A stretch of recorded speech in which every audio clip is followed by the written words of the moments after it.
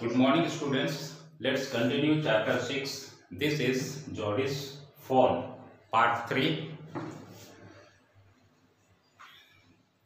So, students, I hope that you are understanding the chapter. So, let's continue the story. Movement directly in front of him startled him so that he tumbled backward. So, Jody and जोडी और will मिल वो वे दोनों जंगल चले गए हैं और जंगल में उन लोग खोजने की प्रयास कर रहे हैं।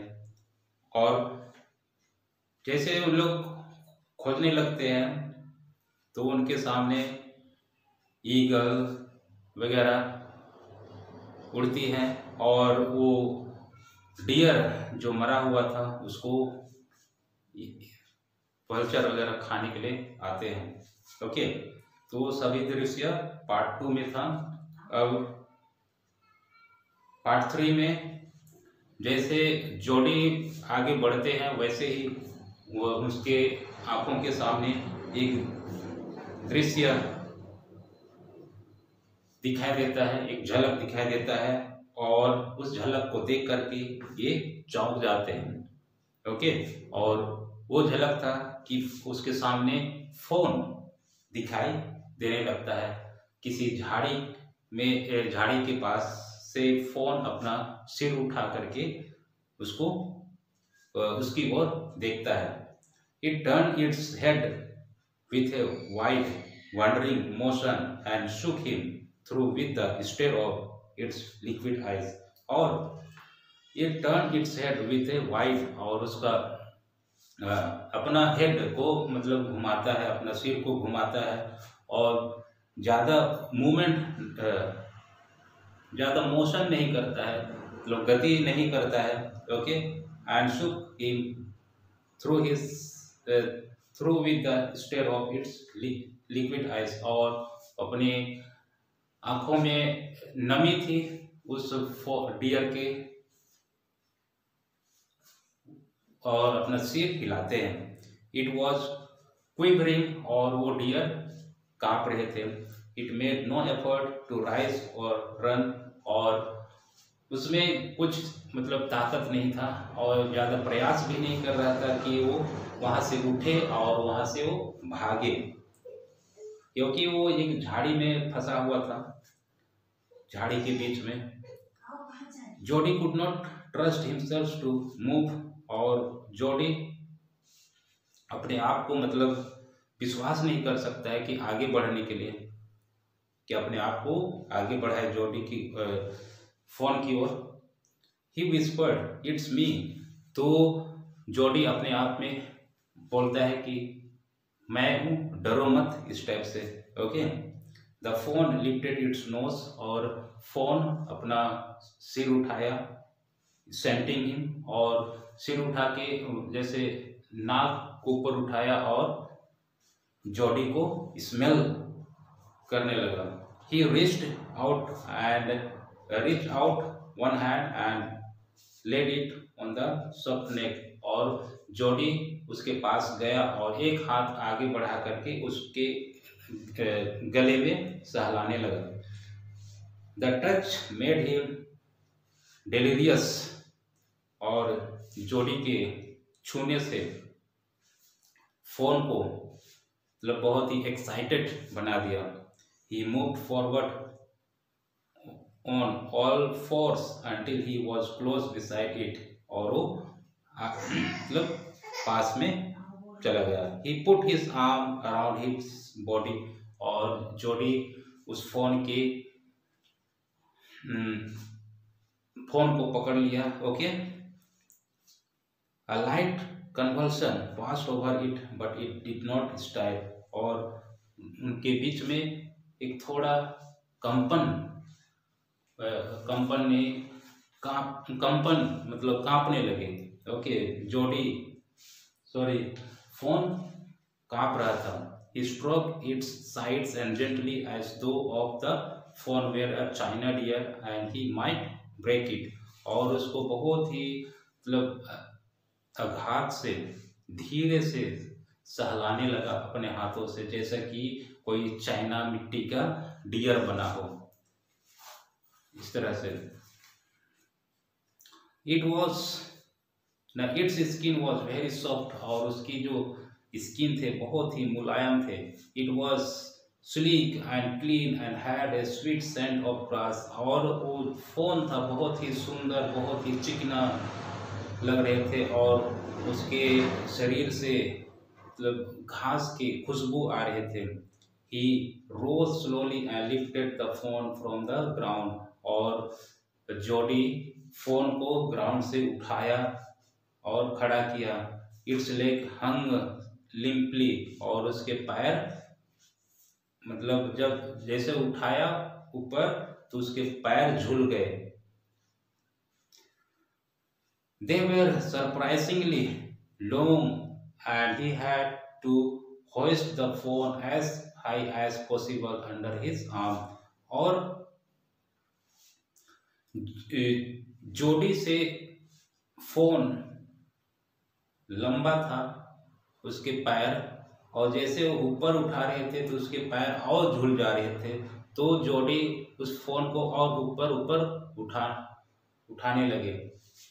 He was afraid that it might kick and bleed at sight and smell of its mother, और जोड़ी उसको जैसे उठाया तो उसको थोड़ा सा मन में डर भी लग रहा था कि मुझे उसके अपने पैरों से लात ना मारे, और अपनी मम्मी की स्मेल को सुन स्मेल लेकर के उस पे मतलब चिल्लाया ना, ऐसा उसके मन में चल रहा था।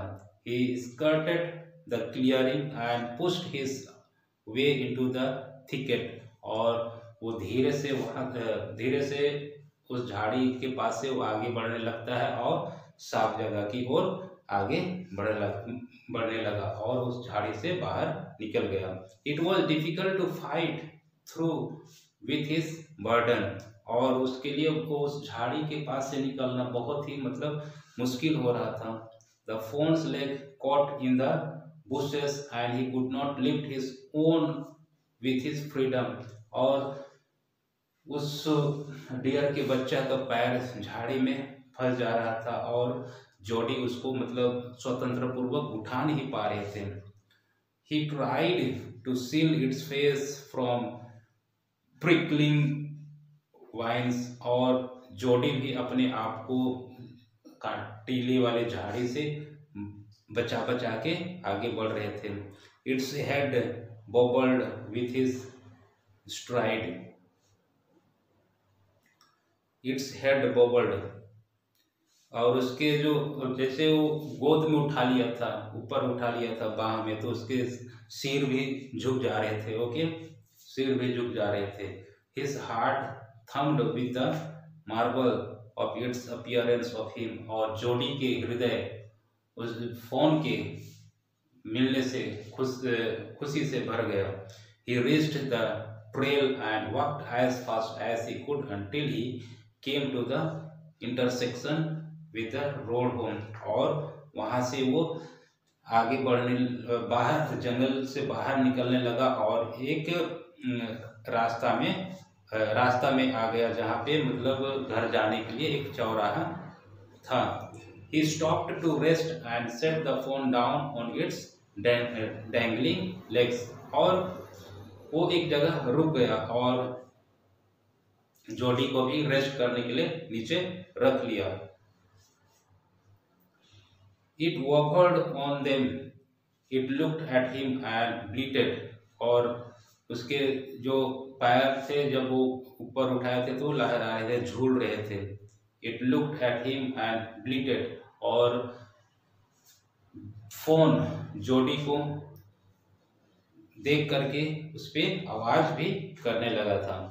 He said enchanted, और बहुत ही खुशी और मंत्र मुक्त से जोडी बोला, I'll carry you after I get my breath, तब जब तक मेरे अंदर सांस है तब तक मैं आपको उठा करके ले जाऊंगा, बोलता है। He remembered his father saying that a phone would follow if it had first been carried, और उसके पापा का बातों को याद करते हैं जोडी, कि उसके पापा कहते हैं यदि आप फोन को एक बार तुम उठा करके ले आओगे तो वो आपको धीरे धीरे फॉलो करने लगेगा, आपके पीछे आने लगेंगे। तो वैसे ही वो करने लगे।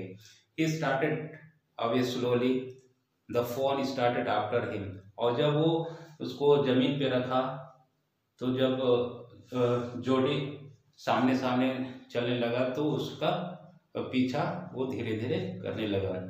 ही came back to it and stroked it and walked away again. और धीरे धीरे उसके पीछे पीछे वो चलने लगे। It took a few wobbling steps towards him and cried pitifully. और वो लंगड़ाते हुए आगे चलते जाता था, और कुछ देर के बाद वो बहुत ही दयनीय, बहुत ही मतलब दुखी पूर्वक वो आवाज देने लगता था। It was willing to follow him. और वो फोन उसको मतलब बहुत ही इच्छा पूर्वक फॉलो कर रहा था। It followed him, it was his own. और वो अब धीरे से उसको कंप्लीटली फॉलो करने लगा, क्योंकि फोन अब उसका हो गया था। He was slight headed with his joy. और जोडी अपना खुशी से मतलब वो मतलब सोच नहीं पा रहा था। He wanted to fondle it, और he wanted to fondle it, to run and romp with it, to call to him, call to it to come to him. क्योंकि जोडी चाहता था कि उसको मतलब उससे खेले, उसको दौड़ाए और उसको पुकारे इस तरह से। ही डेयर्ड नॉट हार्म। और वो किसी तरह का नुकसान उसे पहुंचाना नहीं चाहता था। He picked it up and carried it in front of him over his two arm. और उसको उठा अपने दोनों पांवों से उठा करके अपना घर की ओर ले आने लगा। It seems to him that he walked without effort. और वो खुशी से मतलब उसको उठा करके अपने घर की ओर ले आने लगा, और खुशी से उसकी वजन उसको एहसास भी नहीं हुआ। Okay, so students, I hope you are getting it and understanding it. So after listening to this video, you read it once again. So today we will study till here, and in the next video we will finish it, because if I finish it today the video will be so long. Okay, so today we will stop here only. So thank you.